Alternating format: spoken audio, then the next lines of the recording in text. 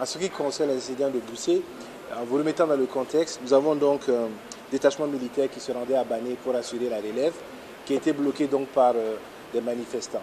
Et les militaires donc ont négocié et après donc le refus, il y a eu des tirs en l'air, des tirs de sommation. Malheureusement donc une des balles est retombée sur un jeune de cette zone-là et qui a été blessé. Donc il a été amené donc à Tengango. Le ministre d'État, M. Simon Compaoré, et le chef d'état-major adjoint de nos armées sont allés lui rendre visite et ont constaté donc sa prise en charge. Le gouvernement déplore ce qui est arrivé, mais rappelle quand même que nous avons des militaires qui allaient dans une mission de défense de sécurité du territoire.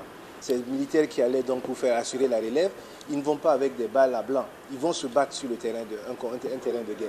Et on ne peut pas comprendre que malgré la situation de notre pays, on ne puisse pas comprendre qu'on doit laisser ces militaires-là aller assurer la défense du territoire. Parce qu'on ne peut pas remettre indéfiniment en cause l'autorité de l'État. Autant les manifestations sont permises, autant il y a une limite à ce qui est en train d'être fait.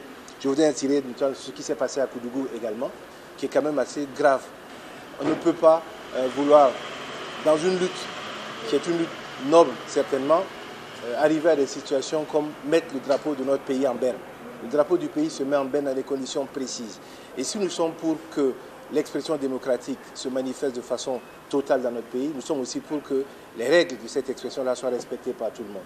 Donc le gouvernement voudrait rappeler qu'il y a des limites à ne pas franchir et que dans ces limites-là, il y a quand même le respect de l'autorité de l'État, le respect de notre territoire national, le respect de la sécurité.